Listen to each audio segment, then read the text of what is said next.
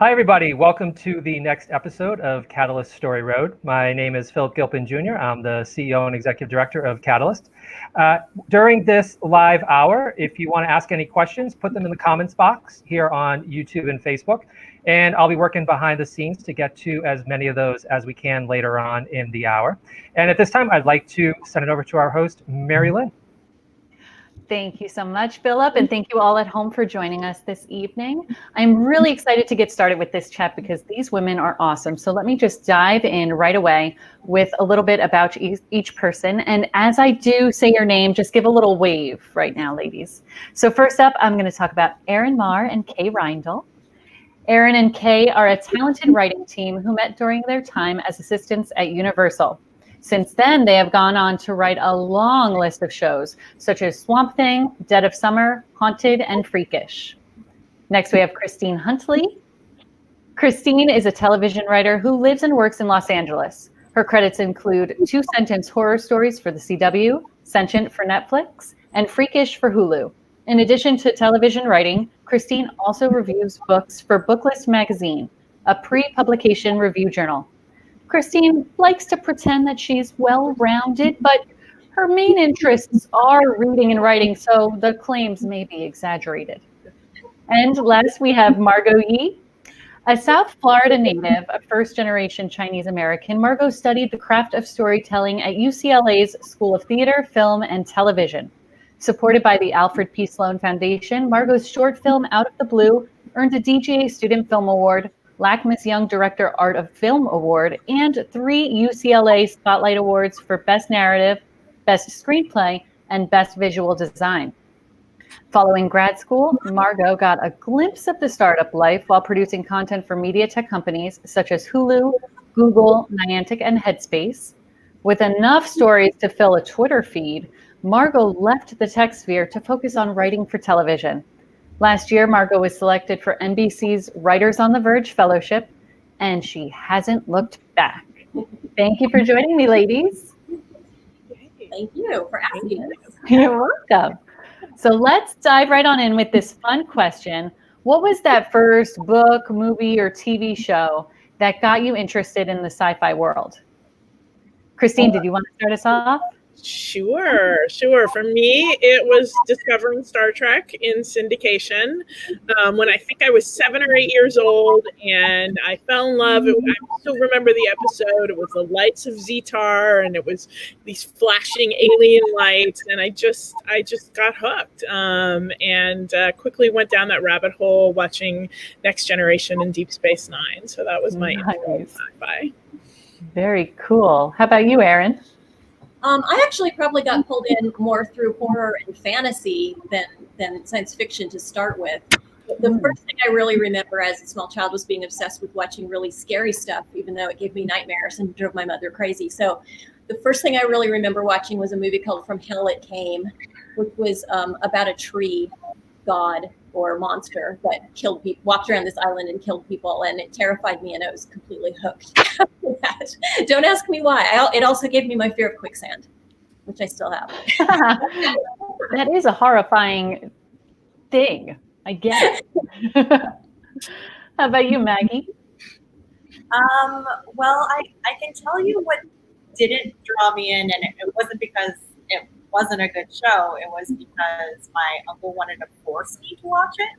And so same as Kristine, my uncle basically would always put on Star Trek, like all the versions, all the ages. Started with Shatner, and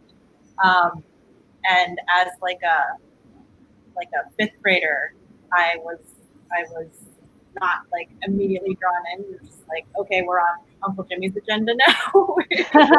It's long and not something I want to watch, and then slowly I kind of grew to enjoy it more. I think he also made me watch like Space Odyssey 2001 when I was 11, and he kept saying it with a threat, like, I'm gonna make you watch that movie that has no dialogue for the first hour.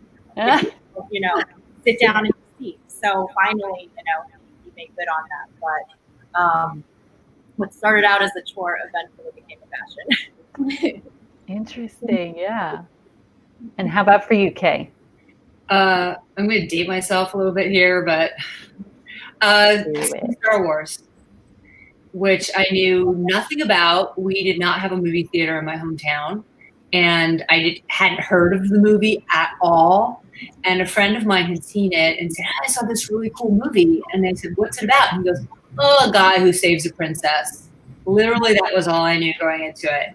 And for some reason that I still cannot figure out, our parents actually took us to see Star Wars, and we stood in line, which my dad just never wanted to do. So when I was watching Star Wars, I remember the theater we went to, where I sat in the theater, wow, everything about it. And that was the moment where I was like, something's different now. You had this transformation. I did, yeah. Yeah. Awesome. Well, it's taken a while for women's voices to be elevated in the sci-fi world. So can you talk about what that has been like for your own career path? Who wants to start us off? For us, it's a little different because Erin and I are a writing team. So we're never the only woman in a room. There's always two of us. Built-in buddy system. Yeah. We don't really have that weight. We have been the only women in rooms a lot. I think, we've heard for a lot of male protagonists, obviously, because that's kind of the way things always were. It was always the default. But we actually have had pretty good luck working with people who are sensitive to that and sensitive to, gender with regards to science fiction fantasy. I think you see a lot of stuff from fans, like the fanboys who get really, really angry when a girl gets to hold a lightsaber. But that doesn't really, I find genre to be really pretty inclusive when you're talking about the creative side of it. It just, there's just a lot of, I don't know, it just seems different to me, because a lot of the guys I know who are hardcore genre guys, they'll default to the male point of view because that's just their point of view, but they're not resistant at all to involving women in genre. That's so nice to hear that there's so much support out there. Yeah.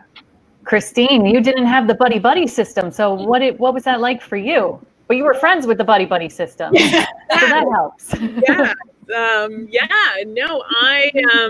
It's funny because when I was in the Disney ABC writing program in 2013, and when I was applying for that program, because ABC and Freeform, which was then ABC Family, didn't have a lot of genre shows at all on the air, they didn't really typically take genre writers. So it was, I went ahead and took a swing. I wrote a Walking Dead spec to get in, and I submitted not one but two original genre pilots. So I kind of went all in because that's what I write.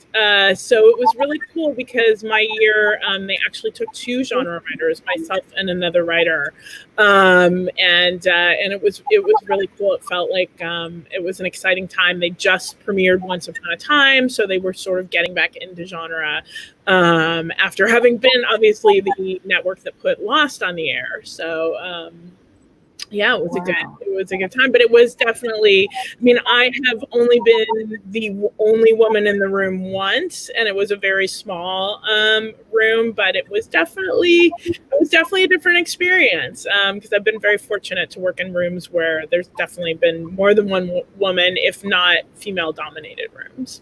Yeah. And I love that you said that you had all of these samples ready to go. You were like, I'm not just coming with like the bare minimum. I am going to exceed that and show you that I deserve this. I'm good. And thank you.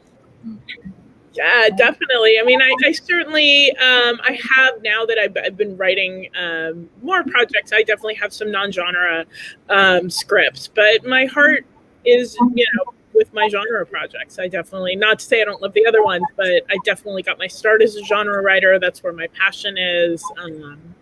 And I just wasn't going to hide that to apply to a program, which you can't and shouldn't do anyway. You need to be true to what your interests are and what your voice is. Yeah. How about for you, Maggie? With like getting in, I know your recent show was your first staff writing position, but to get to that point, did you feel extra difficulties because it was sci-fi and being a woman, or did you feel that embrace of the community? Well, like Kristine, I came from what referred to as like a diversity program, writers on the verge, and the ratio there was six women to 2 men, and funnily enough, that like there were also only 2 men in my first writers group, so maybe that ratio will just carry on for the rest of my career. But so really, and then prior to that, when I was at UCLA, the numbers were very even in terms of directing students, always 50-50. So that's great. I get really experienced in the industry workplace that disparity yet. I'm super thankful for it, but certainly when I was in the technology space and working there, it wasn't quite as equal. And so I think in the sci-fi space, I often think, and in technology, that it was kind of like a male-dominated field. But when it comes to creativity and genre and sci-fi, I actually have found that more often than not when I meet another female writer, genre is what she is in. So as an interest, the interest is there. So would love to see the interest match. Yeah, absolutely. So for all of you getting to this place, what was it like? What kind of mentors did you have along the way, or do you still have them to this day? And what is some of the best advice they've given you? Kay, did you want to start? I mean, our first mentors were Glenn Morgan and Jim Wong, who are the best people on the planet. Sorry, everyone else, but they really are. And what they did so beautifully is they really protected the writers. Not that we were being attacked or anything, but the job of a showrunner is to protect the writing staff and to take the hits and not serve your staff up to take the hits. And they did that, and the way that they just taught us how to do the job, they just had a really light touch with it. So we never felt like, oh God, we don't know how to do this. So welcoming and helpful, and let us just kind of do everything. And we knew at the time, thankfully, it's not like we came out of the experience and later went, oh God, we should have been more grateful. I mean, we were grateful the entire time and knew that we were getting this amazing experience. Yeah, and I remember too, like when we first started, they said, because there weren't a lot of women working there at the time as writers, and they said, this can be kind of a boys' club over here, let us know if you have any problems. And we just never did there because everyone was very welcoming and really great. And Glenn and Jim were so welcoming, and they knew that we knew nothing. It was our first TV thing, and we'd come from being assistants in the feature world. And they said, you can be as involved as you want. If you want to go home, just go home at the end of the day, you can do that. If you want to come to all of these meetings and go to scoring sessions and go to editing and all this other stuff, you can do that. And of course, we wanted to do that. So we were very lucky in that we got an amazing education on our very first show. And a lot of people don't get that. No, that's like a master's class. Yeah, it was. Master's degree all on its own. Yeah. It was. And we got advantage. We went to everything. Yeah. Yeah, that's super helpful. How about you, Maggie? Well, I can't say my first so new that I can't say there's like any one mentor that has taken me under their wing from the transition to directing, for writing. So I'm accepting all the people that want to mentor me.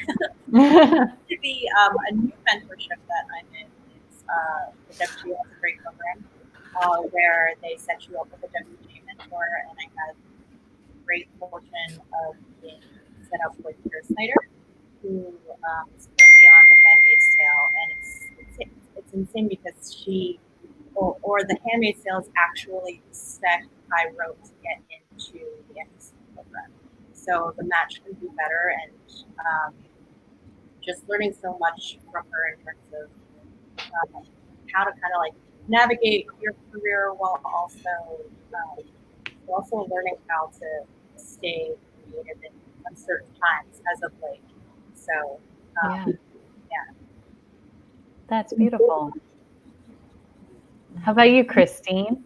Well, I'm very lucky because my mentors are here. Erin, when I was my very first assistant job on Legend of the Seeker, they were writers on the show, and I just admired the hell out of them, and just like loved working with them and getting to like kind of a glimpse into the room. And I remember one of my favorite days, which I think they know because I think I've mentioned it before, but my boss was in New Zealand on his episode, and they were doing some research for their own episode, and they were watching a Buffy episode over lunch, and they invited me to join them, and it was just one of my favorite memories from being on Seeker, and it was so cool because Buffy is one of my favorite shows, and just getting to I mean, I feel like one of the wonderful things about Kay and Erin is that they're so inclusive of everybody, and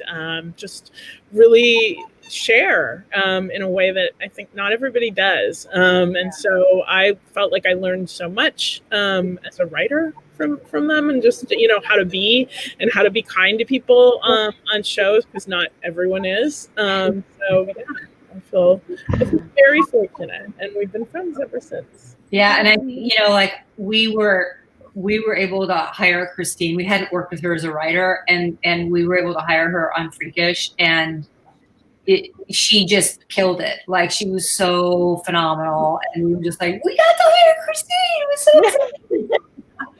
That's amazing. It was so cool. I mean, that room was so much fun, and it was so much fun to work for Kay and Erin and Beth, who created the show. Like, we had so much fun in that room, and that was a female-dominated room. And we had one guy, and bless his heart, he would be like, I don't understand. He was a great guy. He was a great guy. He a lot. He was just like, this is not normal. What's happening right now? It was pretty funny. Oh my goodness. So as you all found your voice in the sci-fi genre, do you think that it's a lot different than finding your voice in other genres, or similar? What do you think of that? Because there's so many different elements to sci-fi. There are. I mean, I think there's an added level in genre that you don't have in other shows, which is the world building level. Right. So you have to really be able, and this is still I still find this hard, because I feel like as a genre person, I understand all of this stuff, but so sometimes you skip steps when you're explaining things to people. Yeah. And they don't, and they're like, wait, what do the ghosts do again? So there is that added level of how much world building do you really do, but with anything, it's always still going to go back to the characters, and it has to be character driven, especially if it's genre, it has to be character driven. Yeah. Yeah. And that world building, how do you remember all of the rules of the world several seasons in as you layer on more and more rules? How do things not fall through the cracks? You have a whole room full of writers. Yeah.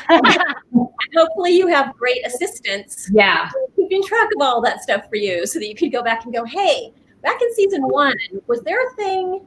Did we ever talk about this?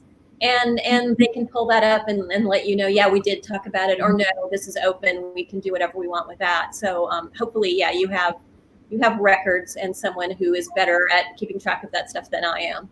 Yeah, and also just keep in mind that, we do this every day, so it's a little bit easier for us to keep track of it because we are doing it every day. Like if you're a host in it, yeah.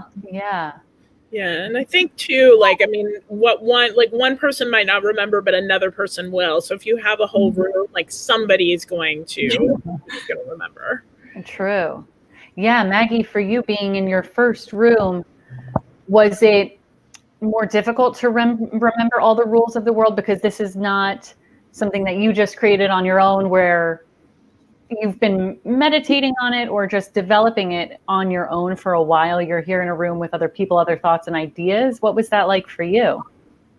Well, I think, certainly there feel this pressure as a staff writer for nothing incredibly stupid to come out of your mouth. and to make sure you kind of vetted your ideas in your head a bit before pitching it out there, which I think, not only for a staff writer, it just saves time for the entire group. Right.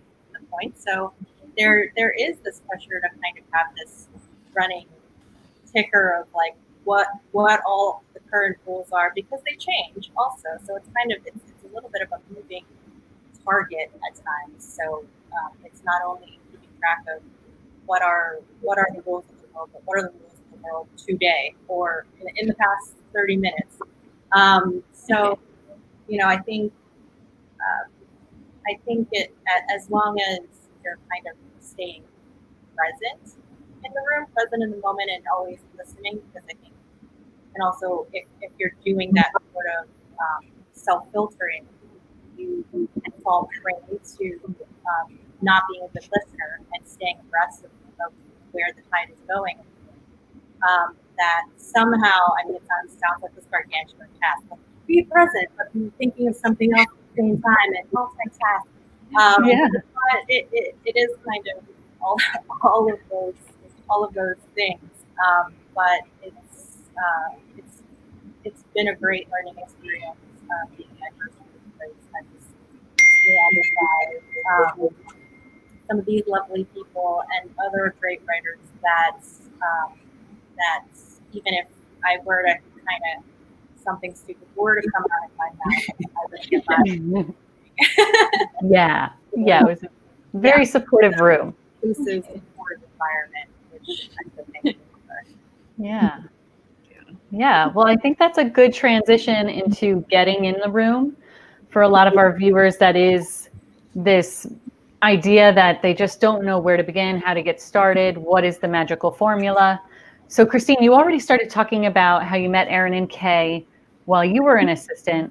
So I think the thing that people need to understand is how to just allow that relationship to build and grow. So there's trust and an understanding, and also you're proving yourself as an assistant. Can you share with us what that was like to develop that relationship and not just go, hi, can you hire me? Yeah, I think it's one of those things where I think you have to, when you're an assistant on a show, recognize what your job is to do. And that is to I was the showrunner's assistant. So my job was to make his life easier specifically, but also to facilitate the writers getting what they needed from him and balancing his schedule. So I really focused on my job. And, the nice thing about being an assistant is sometimes there is some downtime so you can write. So I was doing that too, and obviously writing at night, which is really important. But I also wasn't immediately like week 2 going to the writers and being like, hey, will you guys read my scripts? Like, I think, the best thing is, and Kay and Erin were very generous this way, and other writers were too, like, if you work hard, like, people will offer to read you. And I think the most important thing is to realize like how busy things are and how crazy it is and how much that people rely on you. And I think doing that job first and then making sure you're still writing on your own so that when somebody says to you, hey, I recognize the work you're doing. I see, like how hard you're working. And, I'd love to take a look at your script, that you're ready. And I think in terms of building relationships, it's just like anything else. I mean, obviously, like I looked up to Kay and Erin and the other writers on the show. And so, I appreciated like I'd come and visit every now and then in their office, like maybe around lunchtime or something, and just say, hey, how's it going? Checking in and everything. And, we chat for a few minutes. And so it just, it's just like building any other relationship. I think it grows over time. Well, and just to jump in, just because working on that same show together, one of the things too I remembered that you did was we had a little downtime when people were off in New Zealand, and we were kind of waiting around for people to get back and for the next thing that we were going to do. So we decided, let's just sit down in the room and try to come up with a bunch of one-liners for potential episodes. And you came in and participated in that and had a bunch of good ideas, so you were very good at seizing the moment of, okay, yeah, I want to be part of that. And I have ideas, and I'm not going to be shy about talking about my ideas, whether anything comes of those or not. It was very cool to get to have you come in that day and sort of play with us. I love that. And I think that was one of the great things about that show. You guys were also inclusive, and also the showrunner, his door was open, and he said, if you've got a pitch, I'm a tough audience. Like, come in, I'm Logic Police, but if you can sell me on something, like I'll hear it. And second season, I did manage to bring him an idea that he liked, and brought into the writer's room, and they made it work. So I sold the story second season.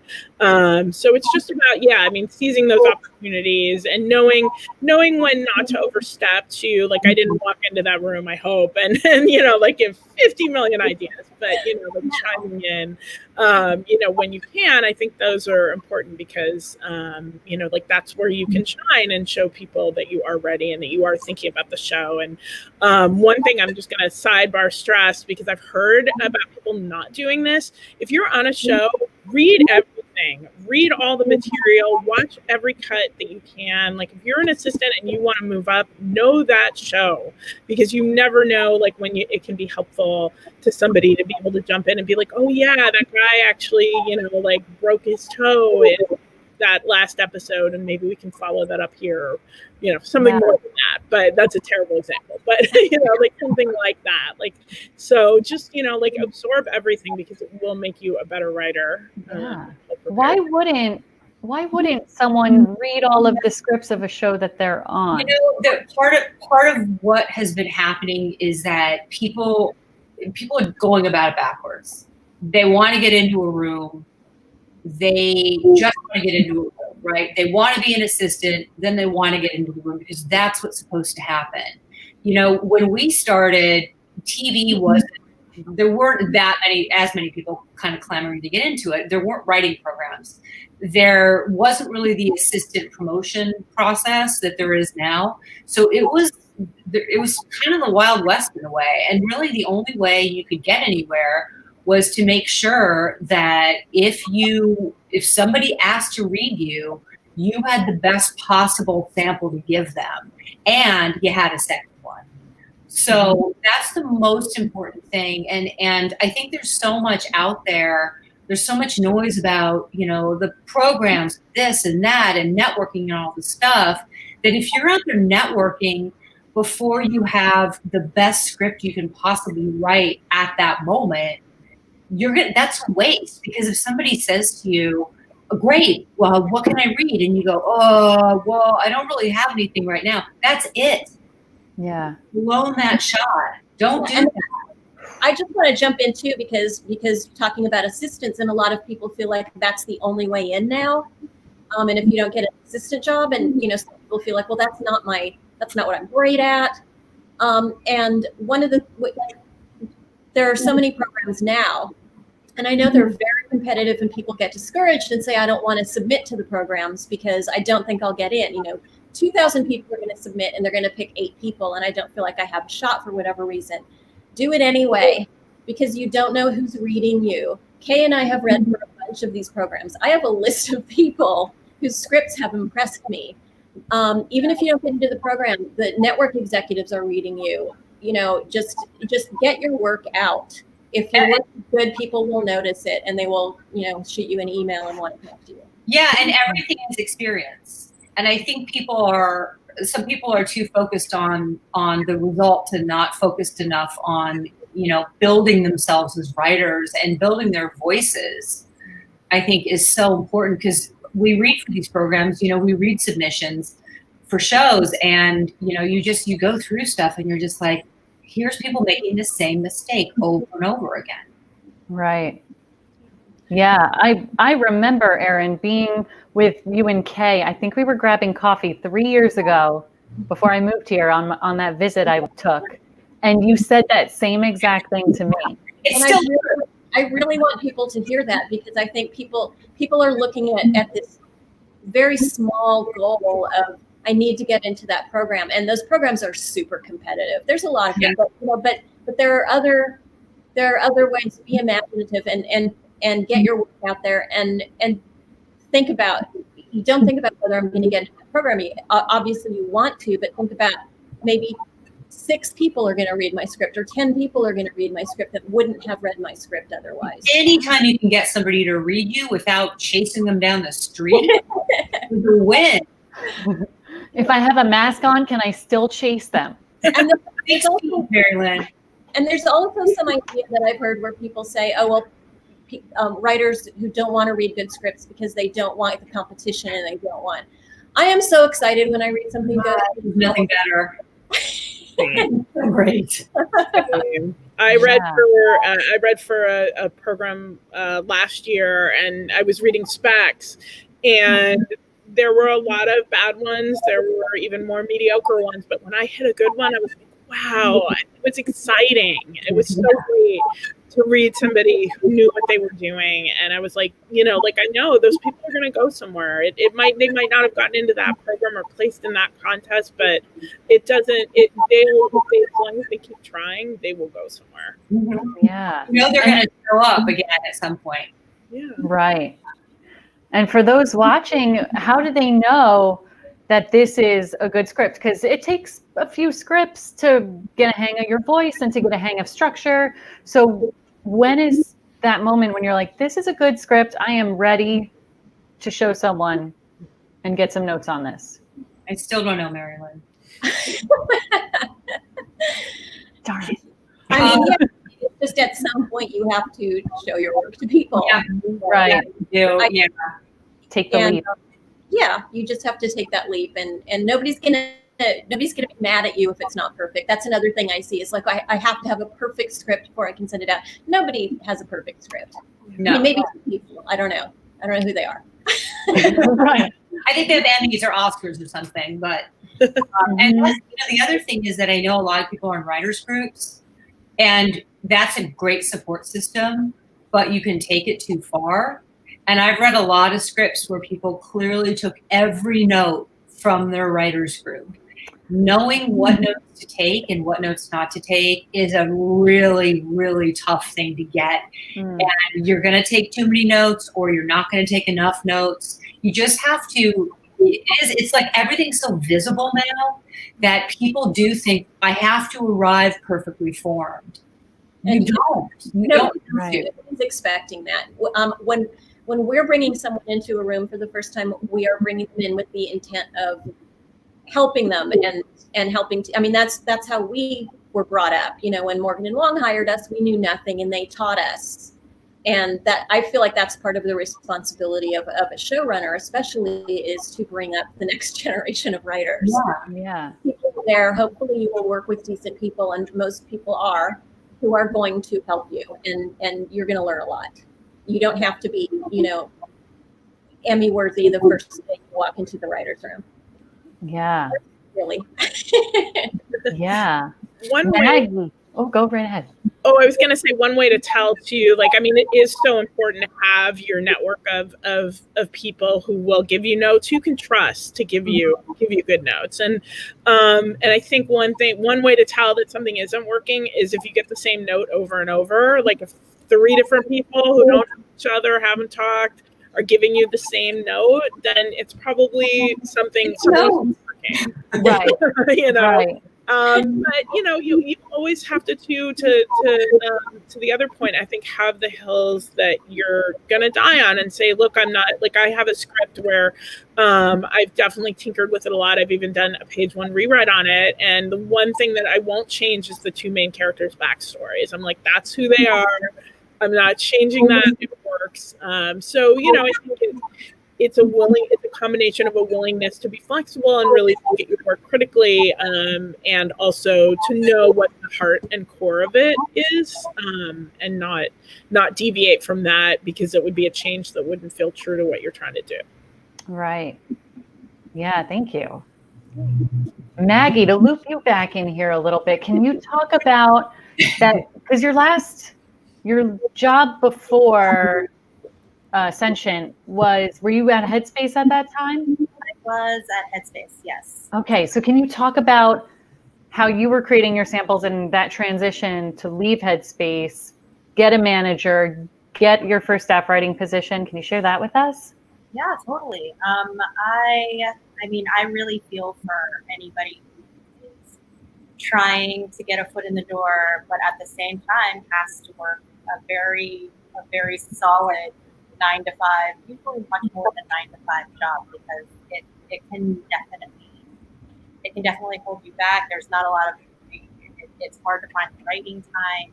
I know that when I was working full time, I was working as like a senior content producer, a job that a lot of people don't view as their day job, but as like their full-on passion in life. So right. You really have to kind of decide, get to know your writing habits in terms of, is this something that I can do? Can I carve out time at the beginning of the day? Can I carve out time on the weekends or at night? Or take a good hard look at your job and ask yourself if it is something that gives you the space to get that writing done. And if it isn't, then it might have to go. For me, it was very hard, because I worked up to a point working in tech where you get those golden handcuffs and you're just not sure what to do. You just totally quit, like how are you going to pay the rent? But it was something that there was a point where I did consciously make the decision to leave that job and just to dedicate. I'm not necessarily recommending this to everyone. Quit your jobs and just dedicate yourself 100%. You got to go, Philip. There's something to setting that intention of letting the universe know you're 100% committed to getting this, doing this, and you believe in yourself enough that you know you're going to get it. And so things just started opening up once I made that decision. I hadn't written television scripts before. When I left Headspace, I was working on an idea for television, and I never really got the opportunity to fully flesh it out until I left. And so really after I left, kind of just all in line. I left, I banged that script out. I had enough time to get in an application. I think it was a month's time to get in my NBC Writers on the Verge application. Got that in. Let everybody I ever knew from UCLA or from any other profession that I worked in, I'm all in on television. If there's a way, that you can advise or help me out. I think once other people hear that from you also, they know how to help you. They want to help you. And so after I was in NBC Writers on the Verge, a friend of mine who I know from UCLA that had been working in television for a long time, who I had asked many times, hey, can you give me some advice on how to write television? And it wasn't until I did the work, as Erin said, you've got to write the script, you've got to have it ready, you've got to have all of that behind you so that when your moment comes, you're ready. And the moment came. This friend actually put my script in the hands of me and Erin, who, Yeah, and it was really good. and so that's really how it worked for me, and I can only kind of like reiterate that do the work, be ready, and show the commitment. That those are kind of like the first step you feel like doing. Yes. Thank you. Yeah, it's all tangible if you put in the work, the effort, and I love that you just blanketed your network by saying, this is a decision I'm making. How can, if you hear of anything, if you know somebody, and just let it take its course in that way while focusing on your writing in the meantime. Yeah. Yeah. Well, I hear we have a bunch of questions coming in from our audience, so let's transition to that. Philip, what questions do we have? What's the secret to creating a good story? We don't give out secrets. Oh, yeah. You got to pay for that. I think it's easy, especially as a genre nerd, to get swept up in the world building. You obviously need it. You're creating new worlds. You got your ghost or your, alien or whatever strikes your fancy. But really, the most important thing is the character, especially for television. You have got to have a character who, they don't have to be relatable, but people have to understand why they're doing what they're doing. They have to have a point of view. And I talk about point of view probably so much that people want to punch me in the face, but I think point of view is the most important thing, because when you know what the character's point of view is, you're not going to get stuck. You're going to realize, oh, wait, this story point actually doesn't work because my character's point of view is pushing it in this direction. So, one of the things that's really helpful is watch whatever your favorite shows are, your favorite movies. Think about point of view. Think about what those characters are experiencing. And I always find that when I go back to point of view, it just really helps work through any issues. Yeah. I was just watching Dead to Me, and so I'm thinking of the main character in that. It's so good, right? So good. It's so amazing. And you talk about female creators and directors. There's such a difference when they're writing and directing female shows. It really makes a difference. That show's so good. So good. And you get her POV, and then some things happen, and it just makes you understand her POV even more. Yeah. And it's so lovely to get to see a female character who is so angry. She's so yes. I love it. Yeah. She's always so mad. She's so angry. And why she sometimes does things that are kind of awful. But, that's the thing. You understand where she's coming from. Yeah, and you don't have to like her. It's not like it was always, the characters be relatable. Well, that's not really true. It's not they have to be likable. Don Draper is not likable, but you understand that character. Yeah. Exactly. Yeah, I think for television, it's all about character. Yeah. And I think too, I think it's important to tell a story that you're excited to tell, and a story that you want to see on TV. Like a lot of times when I'm working on a new idea, it's like, what about this would make me want to watch it? And that's what's making me excited to tell it. And so I think it is sort of, and I agree, obviously 100% about it being about a character. I mean, that's always where I start. It's this person in this crazy situation. So I think that's, I think that's important. Yeah, definitely. If you're not passionate about it, then it's just going to be a chore. Yeah.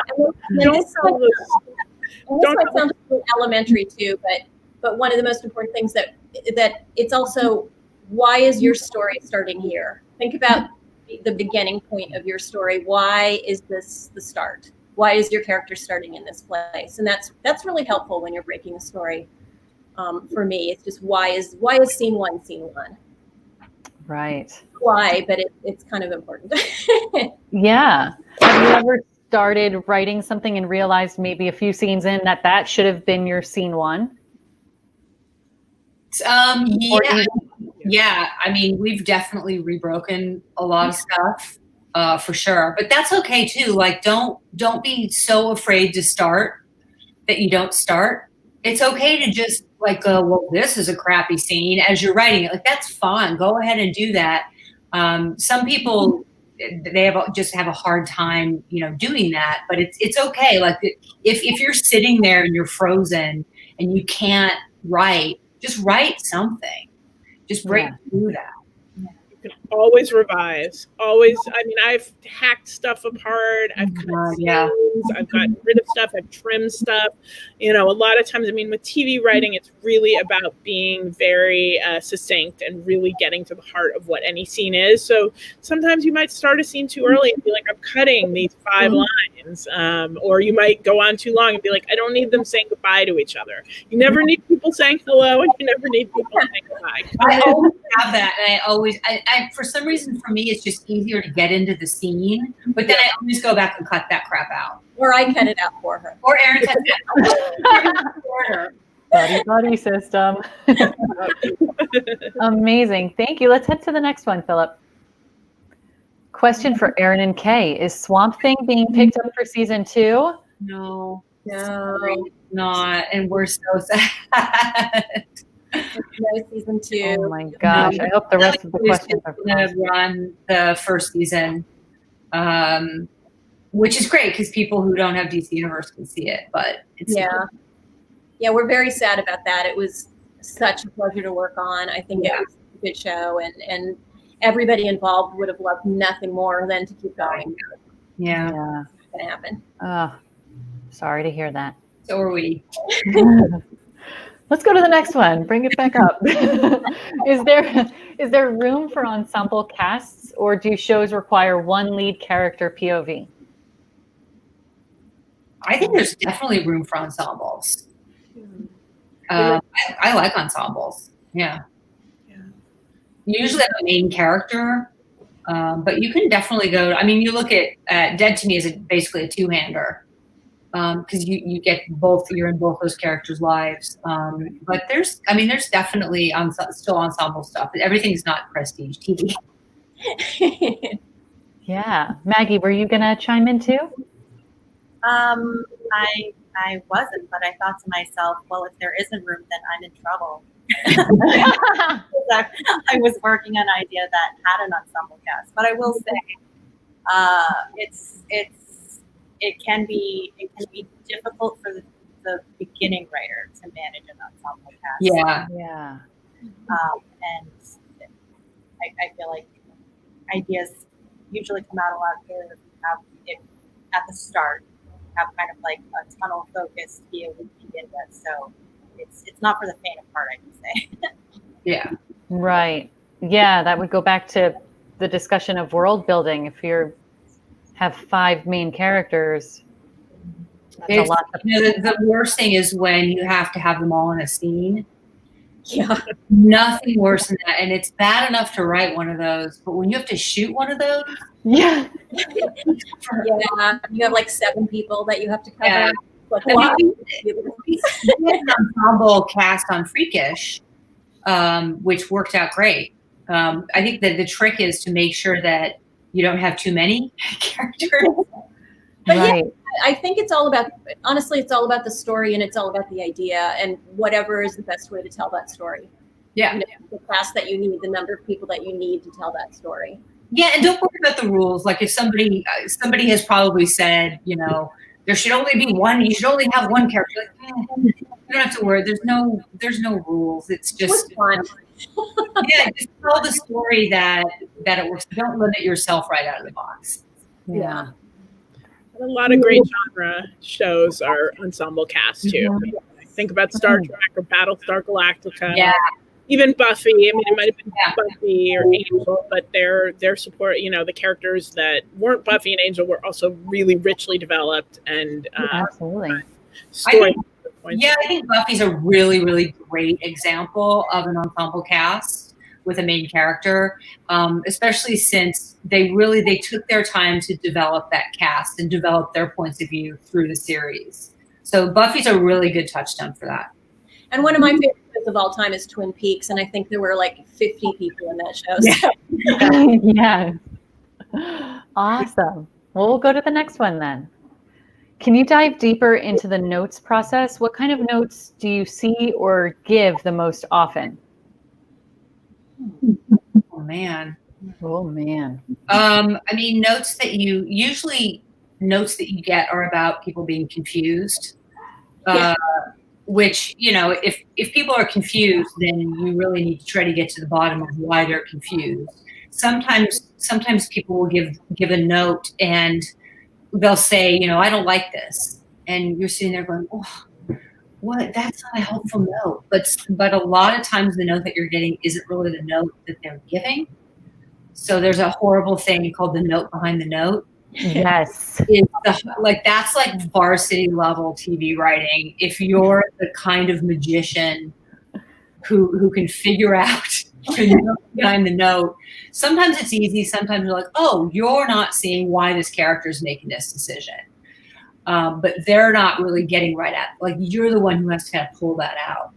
Mm-hmm. That's really hard. I think with the notes process, the most important thing you can do is to not react in the moment.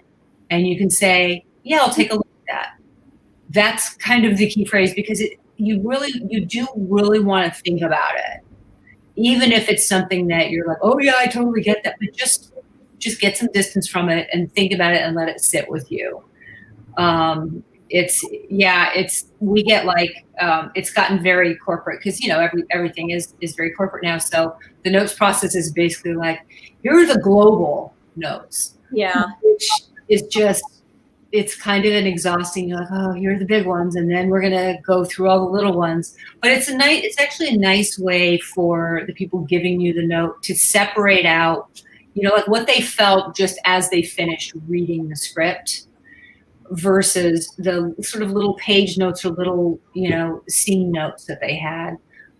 So giving a global note, which is like I really like the script. Let me start with something nice, please. I really like the script, but I wasn't feeling the scares in it. I wasn't really feeling that.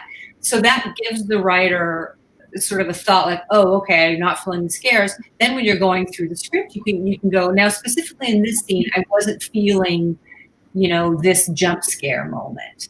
I like it because it's an organized way to kind of give notes. Yeah. Yeah. And how would you ladies say to handle, Kristine and I have talked about this before, where I ask someone for notes and they start pitching me things. And that's when Kristine was like, oh, you got to find the note behind the note. Yeah. That one's tough. Yeah. And just listen to it. And obviously, like, I get very warm when that's happening. I'm like, oh, I just hate this. But if you just listen to it and take it in, and then you think about it later, because some people, that's how they give notes. It's just a style. Yeah. They give notes, and they just put you a new idea. Like, here's how I would have done it, which is not necessarily helpful. If it's a network or a studio, you sort of have to listen to it. If it's a friend giving you the note, you can totally ignore them, or you can really try to figure out, like, okay, what does that mean exactly? What's bothering them about this scene? Yeah. Perfect. I think with notes, you have to decide how you have to learn how to receive them in a good way. But if you're not quite ready, you're super raw, and you feel like you're not ready for that face-to-face reaction for when they give you the difficult note, then email notes are great. Personally, I love getting notes face-to-face firsthand, because then you can ask them a question about their note and dig a little deeper. And if you're not varsity level and you can't quite ascertain the note behind the note, maybe ask a question back that tries to tease that out a little bit. So yeah, this is definitely feedback process. Yeah. And definitely to that, don't be afraid to ask for clarification if you're not understanding a note. You can absolutely, it can be a two-way conversation. It's just like, okay, let's talk about this a little bit more because I'm not sure. Yeah. It's totally okay to ask questions, and a lot of the times it is better to just sit with it for a little bit, but it's a conversation. And sometimes somebody will give you a note, and you'll realize in that moment, yeah, that's what was bothering me about the scene too. Yeah. So it's nice because sometimes it just gives you a little more, confidence in what you're doing, that you had that instinct to. Right. And I think it's important too to look at notes. The spirit in which they're given is usually a positive one. They're trying to make the project better, either because they're the studio or network on it and they want to put the best thing on the air that they can, or if they're a friend and they're trying to help you make your project better. If somebody is giving you notes in bad spirit, if they're not the network and studio, which, then maybe that's not a person you want to go to. Because you want somebody, anybody who's giving you feedback on your projects is trying to be additive. So that helps me too. I know when I'm getting notes, absorb them. And you're never going to stop getting notes when you're writing it. You're still getting notes from the network and the studio and everyone else. So you need to learn how to deal with that process. Yeah. It's very important. Yeah. Great. Let's go to the next one, Philip. Any female character cliches that you still see irk you and turn you off? Any sci-fi tropes you want to see left behind in general? If we could not use kick-ass female character as a description anymore, that would be great. Oh my God. I mean, don't use rape. Yep. Yeah. Yeah. Rape the motivator, or to give her a dark past or death or sexual abuse of any kind. It's like, come on. Yeah. Dead child, I mean, if it's something that's really necessary for your story, but really think about whether, we've gotten that note before where somebody will say, well, we want a really dark backstory for this character. How about if she got raped? And we're like, no, there are other ways to tell a dark backstory, or I think we're maybe getting away from that a little bit more, because I think that's one of the things about having women in more writers' rooms. It's been interesting for us as we've worked with a lot of all male writers' rooms except for us, and we'll pitch something out and the guys will be surprised by it. I remember once pitching something out that was this really sort of bad action on the part of this female character. Yeah. And all the guys were like, what? We can do that? And we're like, yeah, she's a human being like everyone else. She can be awful. We don't have to protect her because she's the only female character. Let her do something awful. Yeah, so it was interesting because there are so many, most of the guys working with you are fantastic, just like great people. And almost to a fault, because they don't want to go too far with the female character, and they kind of need women to go, no, we can definitely go there. And then they're like, okay, go down that road. But it's almost endearing in a way, like to their credit, that they don't want to do that, and they're sensitive enough to understand that they may not be the best people to make that decision. And then I will say that the one thing that still bugs me is, okay, it's season 4. We've been out of ideas for this female character. Let's get her pregnant. If that's the only reason your character's, she's a lady, she must want a baby. Let's do that. Don't. Right. Really good in your story, but I've seen it a lot. Like, let's get her pregnant. Especially in genre, like mysterious pregnancies. Let's not do it ever again. Been there, done that. Yeah. We'll go to the next one, Philip. So what are your thoughts on episodic versus serialized series? Have serialized shows changed how you write?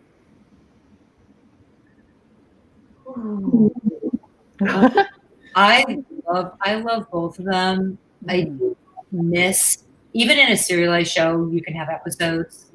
And I think some of the sort of higher end kind of shows, like a lot of feature writers will come in to do TV, and they'll say it's a 10-hour movie. And you're like, no, 2-hour movie to a TV show. Have episodes that have a beginning, middle, and an end. It can be part of a serialized story. But I like episodes. That's why I watch TV for episodes. Yeah. I would definitely agree, because I think even in episodic television, which a lot of the shows that I grew up watching and loved were episodic, there would still be through lines and still be storylines and character arcs that carried on through. And I think my favorite Star Trek is Deep Space Nine, because it probably leaned the most into that of the 90s Star Treks. And I love that it still told self-contained stories, but also advanced the characters. And so I think, and I would say too, with serialized stories, one of the things that tends to happen if you're telling a serialized story is you have a much more accelerated timeline.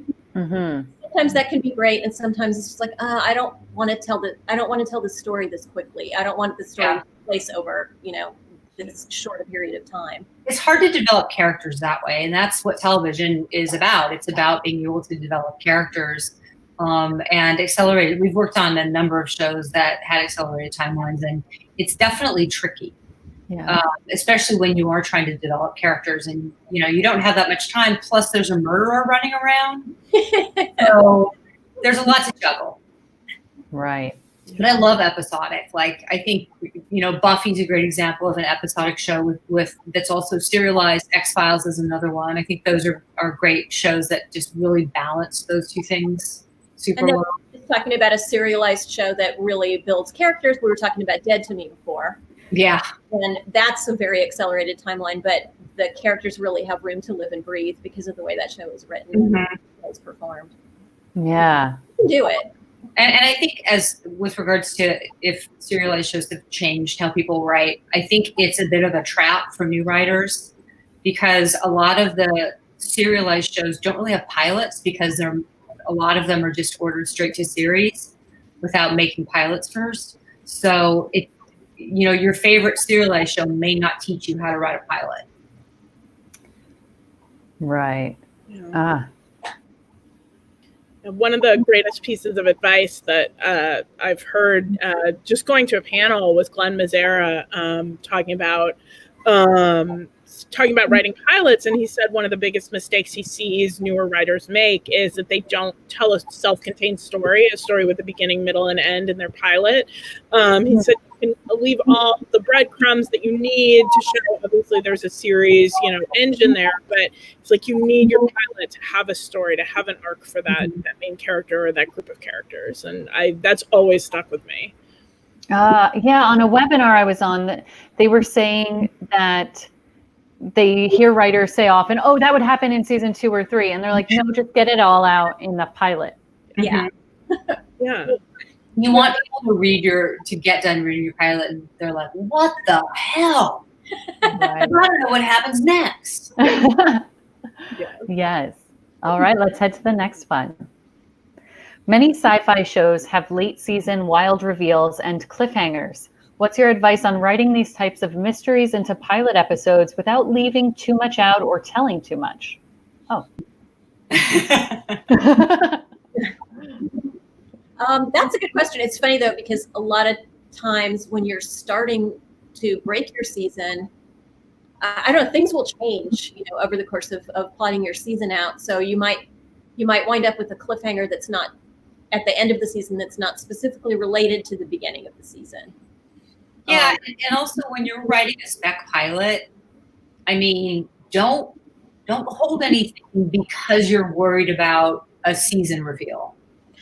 Yeah. Go ahead, and if you have some wacky thing that's going to happen in episode 3, but it fits at the end of the pilot, go ahead and put it in. Yeah. I think with late season reveals, one of the things that you have to take into account that's the accumulation of an entire season of television that's building towards that. And so in your pilot, you're not going to have that. You have, 60, 55 to 60 pages to really, get it across. And you don't need to seed every mystery that's necessarily going to inform the end of your season. You just need those really strong character moves and motivation for people to be like, oh, wow, I want to know what happens next. Like, I would almost think more of episode 2 than the end of the season. Yeah. Yeah. Because there's nothing worse than getting into a room on a show where there's a great pilot script, but you have no idea what to do with episode 2. Yes, Right. There's nothing leading us into the rest of the season. So Kristine's right about that one. Yeah. Yeah. Yeah. And Maggie, as you were preparing for Writers on the Verge, were you thinking of these things going into it, or In terms of what to include in an original pilot? Yeah. Definitely. I mean, obviously I had no room experience, so just the thought of what was going to be the episodes 9, 10, or whatever the last few episodes are going to be hadn't even crossed my mind. But I am the type of writer that likes to think of a season at a time, and so I think the challenge for me was I also have the habit of not revealing enough in pilots, so I try to push myself to identify if you do kind of have a season overview, and you know what that mystery is going to be, that you want to give enough of a flavor in the pilot and maybe find something that encapsulates what that larger arc is going to be, to give it that beginning, middle, and end in your pilot, so that whoever's reading it has both a feeling of satisfaction after finishing your pilot, but also has that itch to know what that season is. So Right. I think if they're disparate, and they don't kind of connect, then you might have some questions that come with it. Yeah.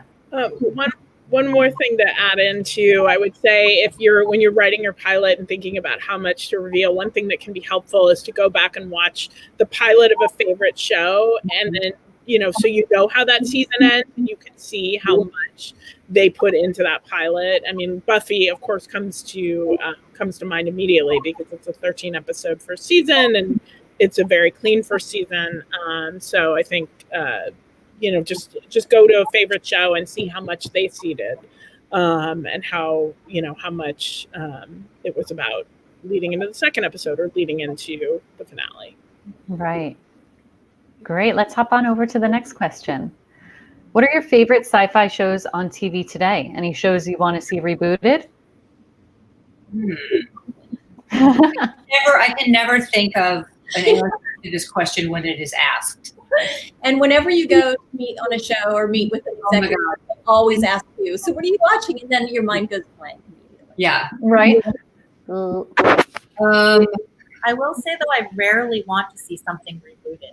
I think if it's something I love, I have such a fear that the new thing is going to ruin the old thing. I don't know if that's just like a personal anxiety or what, but I rarely want to see a remake or I'm just thirsty to see what's next, and it's really great that's next. Yeah. Yeah, I mean, I think there's definitely stuff that could be remade, but a lot of it is just like stuff that maybe was a little ahead of its time, which I always kind of feel bad for those shows that were just a little bit ahead of their time, and they just fizzled out. Maybe there was like a show that had effects, and the effects weren't quite, the technology wasn't quite there. But this kind of like blindly remaking everything is just, it's just kind of exhausting. Yeah. As far as, I'm trying to think, like the stuff that I've been watching is kind of not genre. Like Dead to Me, obviously. The morning show was phenomenal. Yeah, I'm trying to think of the most recent ones. Like I loved the OA. Oh, the OA was so good. Yeah. Russian Doll. Oh, that's amazing. Yeah. Yeah, which is I think what's cool is that there are shows that have genre elements in them. Like Russian Doll is, I think, a good example of that. It just kind of has a genre element, but isn't like, there's not spaceships in it. Right. Haunting of Hill House was another one that I thought was really, really good. I know there are more. I just started a show called Upload on Amazon. Which I just finished it. oh my goodness! I'm really. I only have seen the first episode, but I'm really enjoying it. Yeah. And then personally, I'm still really into Star Trek. I think Discovery's great. And I just finished Picard a couple months ago. Like I love that there's new Star Trek on the air. And then I also watched The Mandalorian recently, which was a great example of a show that is doing episodic storytelling. Like wasn't, I was wondering if going into it, especially Star Wars being on, like such a movie franchise, if seeing it on TV would just feel like an extended movie. But no, they did a great job of really making it episodic. Cool. It was a lot of fun. Yeah. Awesome. Yeah. Let's have the next one. What is your advice for people living outside LA for working in TV and film? Move to LA. It's hard. I think it's still hard to get started if you're outside LA or New York. I mean, there are other places that do make television and film, but I don't know. It's putting an extra roadblock in your way, I guess. I mean, you can still write, you can still get your scripts, you can still get your hand. So I guess my advice would be just like write a bunch of really good script and find a way to get them into people's hands. Yeah, I mean, you need to do that. I think it depends too, because if it's kind of two things, like you want to tell stories, you want to work in TV. If you really just want to tell stories, you can do that. And you don't have to be here. But if you really want to work in TV, unfortunately, you do have to be here. There are also so many ways to shoot your own stuff and put it out. It's just about getting eyes on it, which I think is getting harder because there's so much content. But you have to be willing to come here, I think. But there's, like when we started back in the Stone Age, we didn't have, you couldn't email scripts or any of that stuff. So we had to Xerox, you can Google that, Xerox scripts and hand scripts to people and meet people. And it's a lot easier to network. It's a lot easier to, listen to podcasts and watch panels and follow writers on Twitter. And now that I've said that too, thinking about the way we're working now, who knows what it's going to look like in this COVID landscape. Like all of us who are still working right now are working in remote rooms. So maybe that's going to be more of a thing in the future. So maybe it will be easier to live, in other places. Yeah, it's just at the moment you do have. But I think just for networking, which is a big part of it. It's hard to network and not be face to face with people ever. Yeah, right. But if you're not ready to move yet, I think writing, getting as many good scripts in your portfolio so that when you do move out here, if you make that choice, that only makes you a stronger candidate coming out here. I think people writing already have done. Yeah, be as prepared as possible if you are going to come out. And and wherever you do live, I feel like an important part of staying kind of creatively juiced is having peers and having a support system. And all of my friends that have moved away from LA, the first initial thing is that they miss just having other writers around them, other people that are working on things. If you don't have that, then I think that's a key component that you'll be missing. But it's not, you don't necessarily need to be in LA to have that. It's just something to be sure to surround yourself with. Right. Great advice, ladies. Let's go to the next one. What do you love the most about sci-fi? Where do you see sci-fi going or changing in the streaming age? I mean, I'll jump in and just say that for me, what I love about sci-fi is just the imagination behind it, the world building, and the incredible places that it can take you while telling you stories that are very relevant about today and about what our human experience is. So I love that it's this vast playground, but it's also very emotionally relevant. And in terms of where I see sci-fi going and changing in the streaming age, I think having so many different outlets has really opened the world up for very niche shows. And so I think we're seeing sci-fi like the OA, which is so original, or Altered Carbon, which I love the first season of, and I haven't seen the second yet, but I loved it. And I think an Upload, I mean, these are things that probably wouldn't have found a home in network television that are now finding places to flourish and thrive. And even something like Stranger Things, which was incredibly popular. I don't know that ever would have been born on network television. Mm-hmm. Yeah. What's interesting is that I think network is also seeing, because a lot of the networks also have streaming channels as well. So I think networks are seeing the value in that, and they have the money. They can really spend the money. So I think they are gonna want to compete. And you look at something like the Star Trek shows, which look freaking amazing. They spend a ton of money on them, and it shows. It's all on the screen. I don't think sci-fi has ever looked better than it looks now. And I think, all the weird crap that we all imagined for our whole lives, now we can actually see it on screen. And that's really, really exciting. I mean, I think, like Kristine was talking about, it's so great because you can have these giant shows, and then you can have Russian Doll. You can have, a show that you could probably kind of make on your own. There's just so many opportunities for people to kind of show their own points of view. And like what I love most about sci-fi is that the idea that there's more going on in this world than you think, than you can see. That's one of the things that I really respond to, because I wanted that. I mean, obviously you're like, oh, I don't know, I just really wish a spaceship would land, or I'd find an extra dimensional door or something.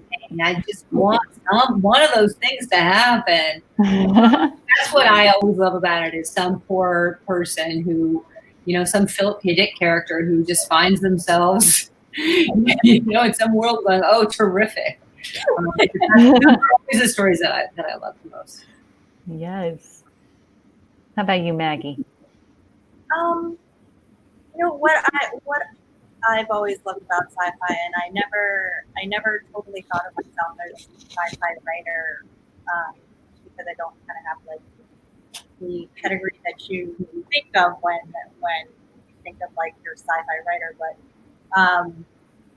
is that it's all really an allegory, right? It's kind of, you're wrapping around things that we want to explore about the human condition, about stories, about characters, and it's giving it a platform to potentially blow that up into all the things that Kate just mentioned that she loves about sci-fi, like getting to see what's behind the door.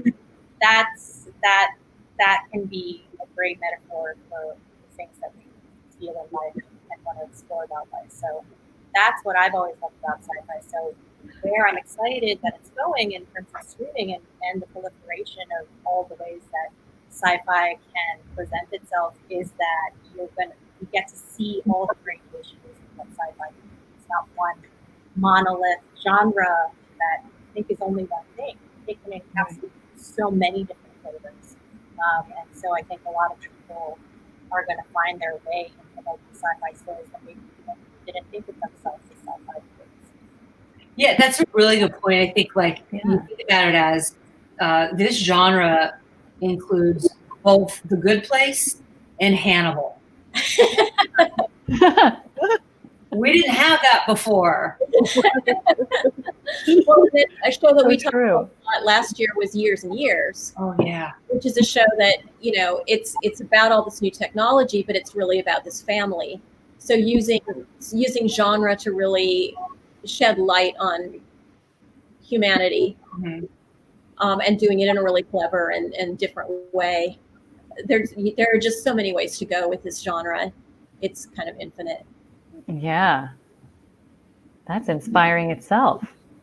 Yeah. Well, we have one more, ladies. So this last question is going to be... What horrible person asked this question? Wasn't me. I'm just the host. Also, there's someone missing there, and that would be my personal choice, Captain Benjamin Sisko, who managed to be a single father and command a space station in the middle of everything. Chaos, a wormhole, a fight between two species, one that had pressed another one, and then suddenly a whole new set of species coming through that wormhole. You're right. Kristine, I'm going to be conventional. I'm just going to go with Kirk because that was one of the first sci-fi shows I watched as a kid, and I still have such a huge affection for it. And so I have a very soft spot for Captain Kirk. You know, I really think that if there's one thing that's not Starfleet at all, that is actually anti-Starfleet, it is pitting Starfleet captains against each other. I think it's horrible. I don't even think it's legal. Honestly. This is all you do at Starship Smackdown at Comic-Con. So I am a professional spaceshipologist. I understand this stuff better than anyone. But if I had to pick, I would choose Picard. Just because I love that show so much, and I love Patrick Stewart and his voice, and I love all of them because, of course, they're all fantastic. They wouldn't be captains if they weren't. But yeah, I would, if forced to choose, I would choose Picard. Okay. I was going to say, I don't know if I was thinking, I shouldn't answer maybe after what Kay's going to say about how we shouldn't. You can still vote. They're making us do it. But I would also have to say Picard because that was in my Star Trek journey where I started to come around to loving Star Trek, watching it with my uncle. So I wouldn't say it was all Picard that did that. But, he broke down that last wall. Yeah. Right.